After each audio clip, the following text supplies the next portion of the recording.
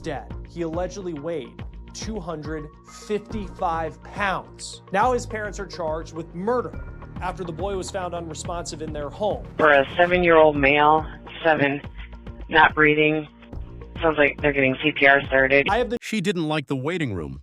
She didn't trust doctors. 255 pounds. Let's face it, that is a weight that's considered heavy by adult standards.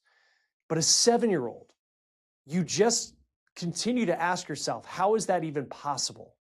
The average weight, by the way, for a 7-year-old boy, it should be between 50 and 55 pounds. 7-year-old Casper O'Brien, though, should be Wanton and willful misconduct. That is the key phrase. This wasn't a parent who was overwhelmed. This was willful. The behavior on these parents is wanting and willful. They had the resources, they had the time, they called the vet for the dog. That proves intent. That proves they knew what a doctor was and what a doctor did. They just chose not to apply it to their son. They locked him in a room. They locked him in a body that couldn't breathe. And then you read the interrogation notes. When confronted with we have that I'm about to share with you gives details that make this story so much more difficult, because I'll tell you what allegedly Casper's parents said when police arrived at the house and what their alleged excuse. They fed him 5,000 calories a day. They ignored the doctors. They hid him from the state. He was not in school. He was invisible to the mandatory reporters. The police report is 16 pages long, and the 5-year-old sister is still alive. She was found dirty and wandering. She is now in foster care. The parents are in jail. But here is the question. The prosecutor says, I don't want to charge parents with murder. I didn't have a choice. The report says they were falling apart due to alcoholism. But how does a child get to 255 pounds without someone noticing? How does a child get to 255 pounds while a parent has the energy to call the vet? If you want to see the raw evidence, look up the Genesee County Prosecutor's Office docket. The probable cause conference is July 2nd. Read the report, see the conditions, and then tell us in the comments, is this a tragic failure of the state to find this kid, or is this simply the failure of the parents to look at him? The evidence is on the page, the boy is dead, the parents are charged, and the truth is in the trash. Make sure you've subscribed for more, like, share, and turn on notifications for Audit the Case. We'll see you next time. Officers who entered the home writes, quote, I observed extreme hoarding conditions. There was trash on the floor throughout the residence. It was so extreme, I could not tell if there was carpet or wood floors. Police, and I noticed this as you read through, it's a 16-page police report. And each narrative from the, I think, about 5 officers who write what they encountered that day. I didn't know it was this bad. That is the phrase, but that is the problem. It was this bad because they made it this bad. Who writes, quote, the residence was absolutely disgusting and can't be accurately described in words. Another officer said, upon entering through the front door, I observed the living room completely covered in trash, including numerous stacked garbage bags. Then in the summary of one statement by an officer, they write, quote, the residence was overwhelmingly cluttered and unsanitary with large amounts of trash and poop throughout, which emitted an overbearing and because of a claim she made about a sexual assault. But the document shows she saw a doctor for her own diabetes. She got medication for herself. She got insulin for herself. She did not get a doctor for her son. Meanwhile, the house is described as a hoarder situation. Officers couldn't tell if the floor was wood or carpet. There was feces, insects, and a broken toilet overflowing with waste. It was a biohazard. And Casper spent 12 hours a day in his bed. Local medical examiner. Casper's cause of death was dilated cardiomyopathy. So I looked that up. I'm obviously not a doctor, but the National Institutes of Health says that it is heart disease and it's associated with people who struggle with obesity. And to my understanding, your heart enlarges and it's almost stretched too thin to be able. She didn't like the waiting room. She didn't trust doctors. About Casper's day-to-day is nothing short of heartbreaking. Jessica told investigators that Casper was mobile, but she also said he spent 12 hours a day in his bed. So let's face it, he was bedridden for most of the day. His mother told police that Casper's diet consisted of a daily large bag of potato chips, a large French fry, carbonated sugar water that's called ice. The first was to the vet because the family dog had a stroke. The second was to 911. The dog got medical attention. Casper did not. Months. His dad said he would allegedly clean him with wipes roughly 3 times a week, and he said that Casper didn't like water, but they did have a working shower. So there's another example of something that could have been done, and the resources were there to do it, but they didn't, according to police. The photos of the bed sores and infected rashes.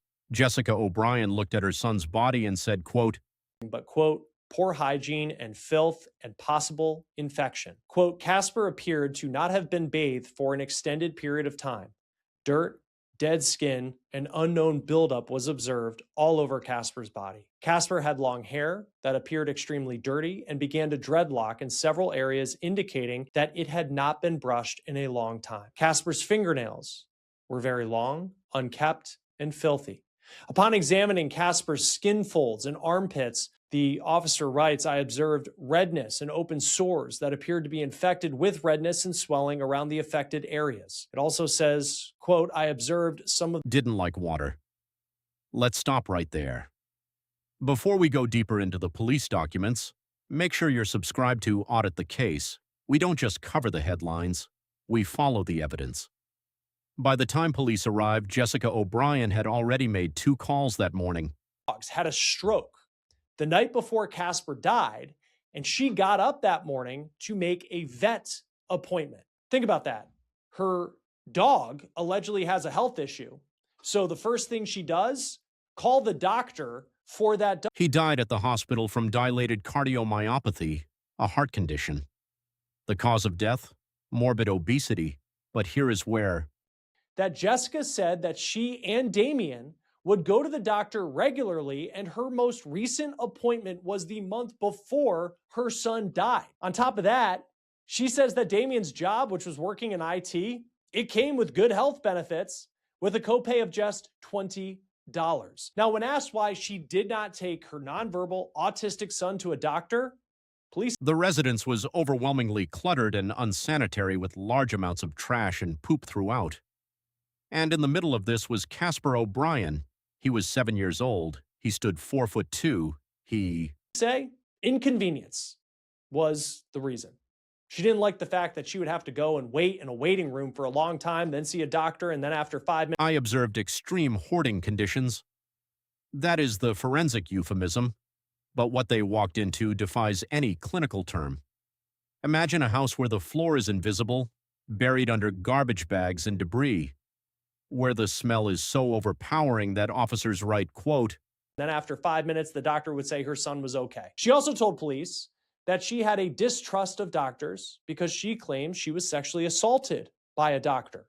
Now, look, I am not one to deny whether anything like that ever happened. And it is certainly unclear. The excuse ends and the evidence begins.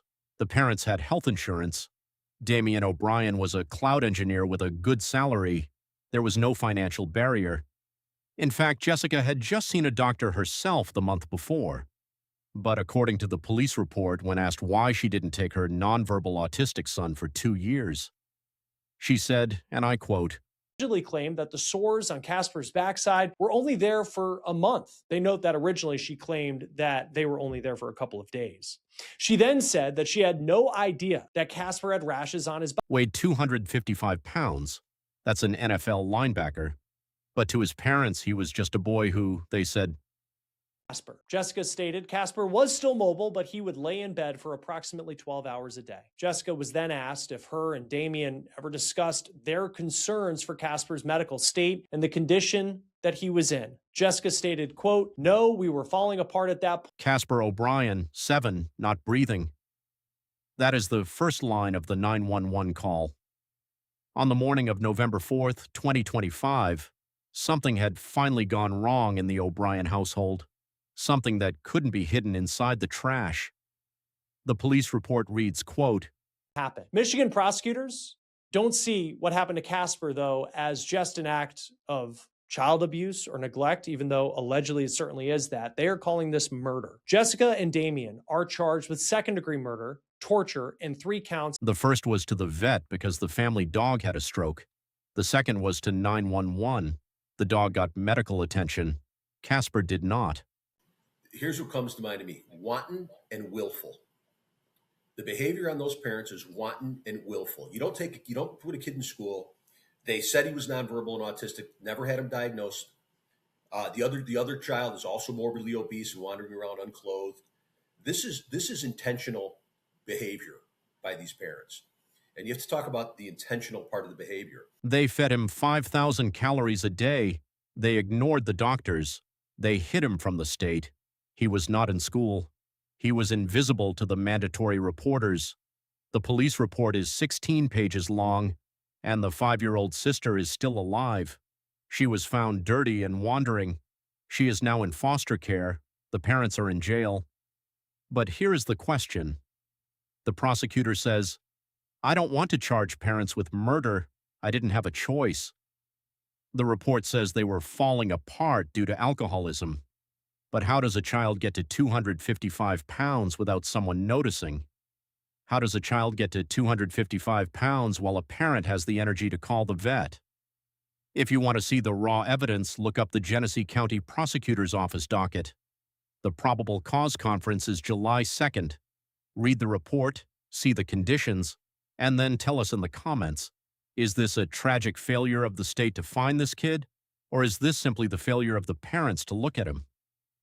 The evidence is on the page, the boy is dead, the parents are charged, and the truth is in the trash.